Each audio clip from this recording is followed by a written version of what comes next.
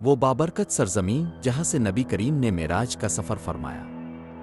1099 عیسوی میں صلیبی افواج نے اس مقدس شہر پر قبضہ کیا اور ظلم و بربریت کا ایسا بازار گرم کیا کہ زمین لرز گئے۔ 70,000 سے زائد مسلمانوں کو بے دردی سے شہید کر دیا گیا۔ قبلہ اول کی حرمت پامال ہوئی اور عالم اسلام پر دکھ اور بے بسی کے سائے چھا گئے۔ انہی تاریک حالات میں اللہ نے مسلمانوں کو ایک ایسا قائد عطا فرمایا جنہوں نے صرف تلوار نہیں کردار اور عدل سے تاریخ کو بدل دیا۔ یہ عظیم مجاہد تھے صلاح الدین ایوبی۔ درویش صفت اور مسلمانوں کی بیداری کا خواب لیے صلاح الدین ایوبی نے سب سے پہلے امت کو متحد کرنے کی جدوجہد کا آغاز کیا۔ اپنے مصر، شام، حلب سمیت مختلف علاقوں کو ایک ریاست میں اکٹھا کیا تاکہ صلیبیوں کے خلاف ایک مضبوط متحد لشکر تیار کیا جا سکے۔ 1187 عیسوی میں میدان ختین میں صلاح الدین ایوبی نے صلیبیوں کو تاریخی شکست دی۔ یہ جنگ محض ایک عسکری کامیابی نہیں تھی بلکہ مظلوم مسلمانوں کے لیے امید کی کرن تھی۔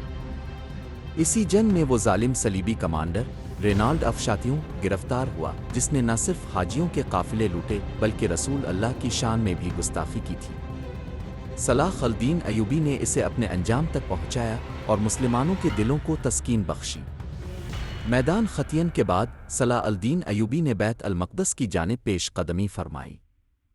27 رجب 583 ہجری جب اب کا لشکر اس شہر مقدس کے دروازوں پر تھا، وہی رات جب نبی کریم آسمانوں کی سیر کو تشریف لے گئے تھے، صلاح الدین ایوبی نے شہر والوں کو امان دی، فرمایا ہم تم پر ویسا سلوک نہیں کریں گے جیسا تم نے ہم پر کیا بلکہ عدل و رحم کا مظاہرہ کریں گے۔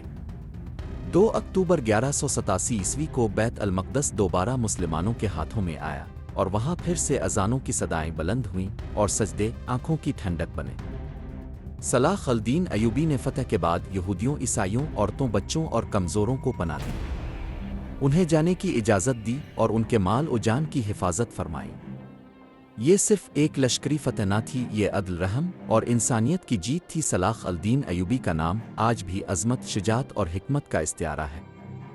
انہوں نے نہ صرف ایک شہر فتح کیا بلکہ امت کو عزت، غیرت اور اتحاد کا راستہ دکھایا۔